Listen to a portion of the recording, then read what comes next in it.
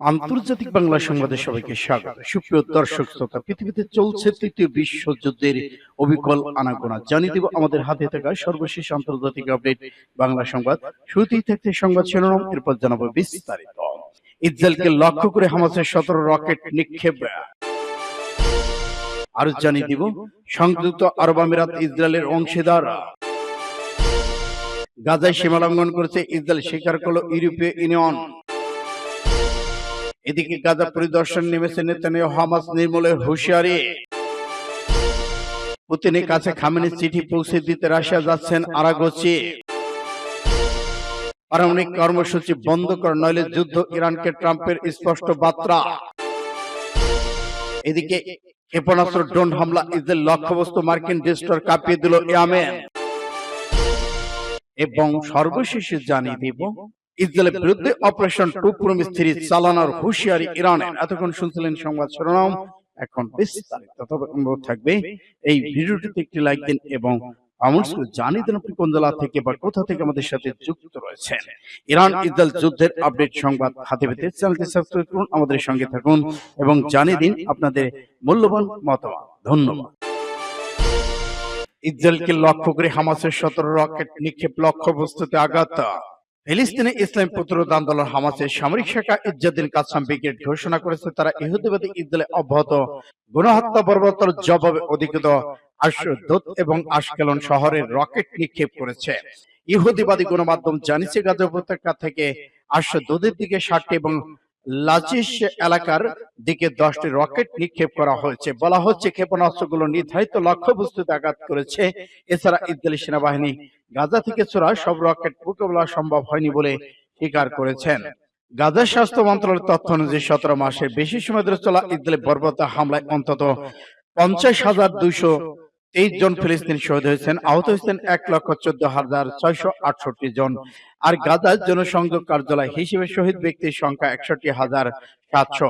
তাদের মধ্যে নিখোঁজ ফিলিস্তিনিরা রয়েছেন। সূত্র পাস টুডে এসে।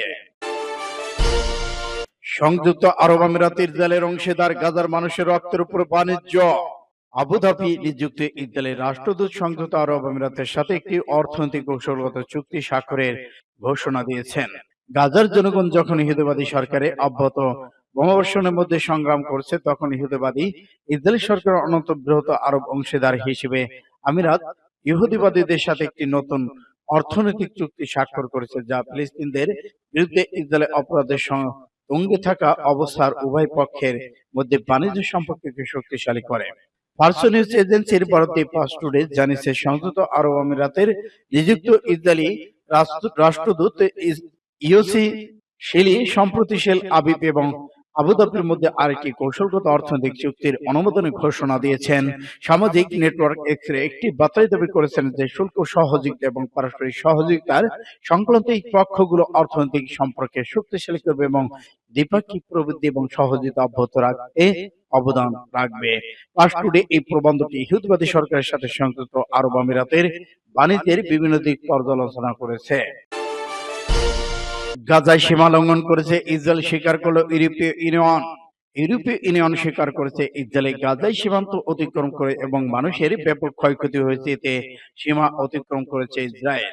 ইউরোপীয় পররাষ্ট্রনীতি বিষয়ক প্রধান কাজা খালাজু বলেছেন, ইসরায়েলের আত্মরক্ষার অধিকার আছে, কিন্তু সাম্প্রতিক ঘটনাবলী স্পষ্টভাবে দেখা যায় যে সীমা অতিক্রম করা হয়েছে এবং মানুষের ক্ষয়ক্ষতি ব্যাপক হয়েছে।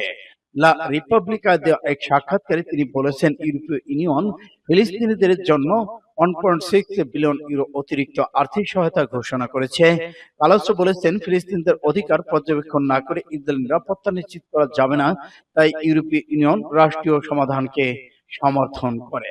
বার্তা সংস্থা ত্রাসা জানিয়েছে, 18 মার্চ ইসরায়েলি বাহিনী গাজা উপত্যকায় পুনরায় শত্রুতা শুরু করে এবং অবরুদ্ধ অঞ্চলটিকে এই বছরের জানুয়ারিতে প্রতিষ্ঠিত যুদ্ধবিরতি লঙ্ঘন করে। উপত্যকায় ইসরায়েলি হামলায় প্রতিদিন শীর্ষ বেসামরিক মানুষ নিহত হচ্ছে। ফিলিস্তিনিদের কাছে মানবিক সাহায্য পৌঁছে দেওয়া বন্ধ করে দেওয়া হয়েছে। সূত্র ইত্তেফাক এসকে। গাজা পরিদর্শন, নেতানিয়াহু হামাস নির্মূলের হুঁশিয়ারি। লাগাতার আগ্রাসনের জেরে বিশ্বজুড়ে ব্যাপক সমালোচনার মধ্যেই গাজা পরিদর্শনে গেলেন ইসরায়েলের প্রধানমন্ত্রী বেনিয়ামিন নেতানিয়াহু। মঙ্গলবার তিনি এই সফর করেন বলে জানিয়েছে ইসরায়েলের প্রধানমন্ত্রী কার্যালয়। এই সময় উপত্যকা উত্তরাঞ্চলের সেনাদের সাথে সাক্ষাৎ করেন তিনি।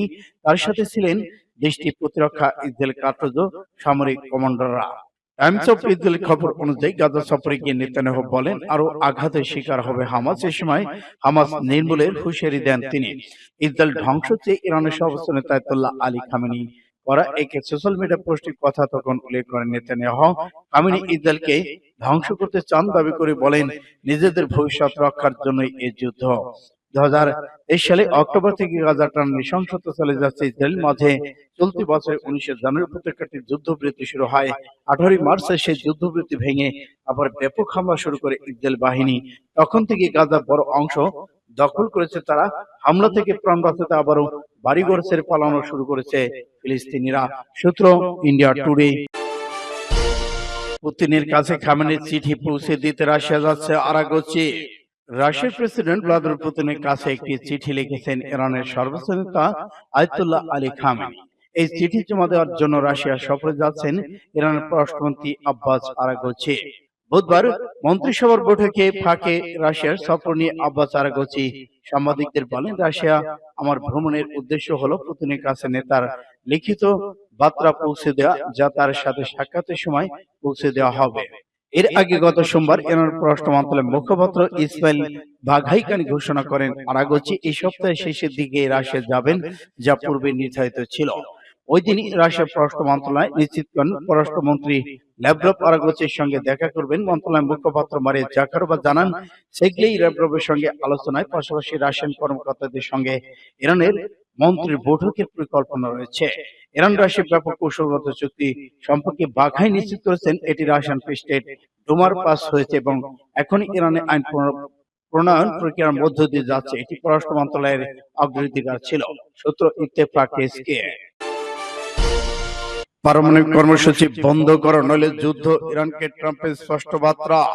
ইরান যদি পারমাণবিক কর্মসূচি পরিত্যাগ না করে তাহলে তাদের পারমাণবিক স্থাপনাগুলোর উপর সামরিক হামলা চালানো হবে, এমন হুঁশিয়ারি দিয়েছে যুক্তরাষ্ট্রের প্রেসিডেন্ট ডোনাল্ড ট্রাম্প।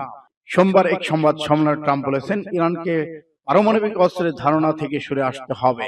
তারা কোনোভাবেই পারমাণবিক অস্ত্র রাখতে পারবে না। এই মন্তব্য তিনি করেন এমন সময় যখন ওমানে যুক্তরাষ্ট্র ইরানের মধ্যে পরোক্ষ আলোচনা চলমান রয়েছে। আলোচনাকে উভয় পক্ষ ইতিবাচক গঠনমূলক হিসেবে অভিহিত করলেও ট্রাম্প মনে করেন ইরান আলোচনা অগ্রগতি না ঘটিয়ে শুধু সময় ক্ষেপণ করছে। অনুমানে অনুষ্ঠিত আলোচনায় অংশ নিয়েছেন যুক্তরাষ্ট্রের বিশেষ দূত স্টিভ উইটকফ এবং একজন জ্যেষ্ঠ ইরানি কর্মকর্তা। আলোচনা পরবর্তী পর্বে আবারও ওমানে অনুষ্ঠিত হওয়ার কথা রয়েছে চলতি সপ্তাহ শেষে। ক্ষেপণাস্ত্র ড্রোন হামলা, ইসরায়েল লক্ষ্যবস্তু মার্কিন ডেস্ট্রয়ার কাঁপিয়ে দিল ইয়েমেন। মার্কিন যুক্তরাষ্ট্রের অবিরাম বোমাবর্ষণ সত্ত্বেও ফিলিস্তিনিদের প্রতি অটল সমর্থনে তেল আবিবের কাছে ইসরায়েলি সামরিক লক্ষ্যবস্তু এবং দুটি মার্কিন ডেস্ট্রয়ারে সফলভাবে ক্ষেপণাস্ত্র ড্রোন হামলা চালানোর দাবি করেছে ইয়েমেনি বাহিনী। সোমবার প্রজেক্ট টেলিস্টেল এবং একটি ড্রোন ব্যবহার করে এই অভিযান চালানো হয় বলে এক বিবৃতিতে জানিয়েছে ইয়েমেনি সেনাবাহিনী। এতে বলা হয়, ইয়েমেনি সশস্ত্র বাহিনী ইউএভি বাহিনী অধিকৃত এলাকায় ইয়াফার ড্রোন ব্যবহার করে একটি সামরিক লক্ষ্যবস্তু ইসরায়েলকে লক্ষ্য করে অভিযান পরিচালনা করা হয়েছে। অভিযান লক্ষ্য সফল হয়েছে। এদিকে ইয়েমেন বাহিনী এই অভিযানকে ফিলিস্তিন জনগণ, তাদের যোদ্ধাদের বিজয় প্রকাশ এবং গাজার জনগণের বিরুদ্ধে গণহত্যার প্রতিক্রিয়া দেশটির বিরুদ্ধে আগ্রাসনের প্রতিরোধ হিসেবে বর্ণনা করেছেন। দেশটির সেনাবাহিনী আরো বলেছেন, আমাদের দেশের বিরুদ্ধে চলমান মার্কিন আগ্রাসন আমাদের জনগণের বিরুদ্ধে অপরাধের জবাবে আমাদের সশস্ত্র বাহিনী লোহিত সাগরের শত্রু যুদ্ধ জাহাজ লক্ষ্যবস্তু করতে চলেছে। সূত্র ইন্ডিয়া টুডে। ইসরায়েলের বিরুদ্ধে অপারেশন ট্রু প্রমিস 3 চালানোর হুঁশিয়ারি। ইরানের সর্বোচ্চ নেতা আয়াতুল্লাহ আলী খামেনি একজন শীর্ষ সামরিক উপদেষ্টা নিশ্চিত করেছেন যে ইরান তার প্রতিশ্রুতি অপারেশন ট্রু প্রমিস 3 পরিচালনার বিষয়ে অবিচল রয়েছেন। মেজর জেনারেল ইয়াহিয়া রাহিম সাফরি নামে এই সামরিক উপদেষ্টা শুক্রবার কথা বলেছেন। তার ভাষায়, যদি এখনো ট্রু প্রমিস 3 বাস্তবায়ন না হয়ে থাকে তাহলে নিশ্চিত এর পিছনে কৌশলগত কারণ রয়েছে। এটির বাতিল করা হয়নি, অবশ্যই চালানো হবে। অভিযানটি চালাতে দেরি হওয়ার কারণে কৌশলগত সচেতন পরিকল্পনা ফলাফল হিসেবে ব্যাখ্যা করেছেন মেজর জেনারেল ইয়াহিয়া।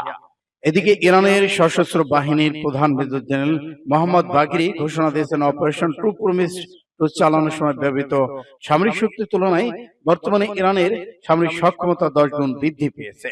যেসব অভিযানে শত শত শত ব্যালিস্টিক মিসাইল ও ড্রোন ব্যবহার করা হয়, যা ইসরায়েলের সামরিক গোয়েন্দা স্থানগুলোকে নিখুঁতভাবে আঘাত হানে। ইরানি কর্মকর্তা জানিয়েছেন, সেই হামলাগুলো ইরান কেবল তার সামরিক শক্তির একটি ক্ষুদ্র অংশ ব্যবহার করেছিল। সূত্র মেহের নিউজ।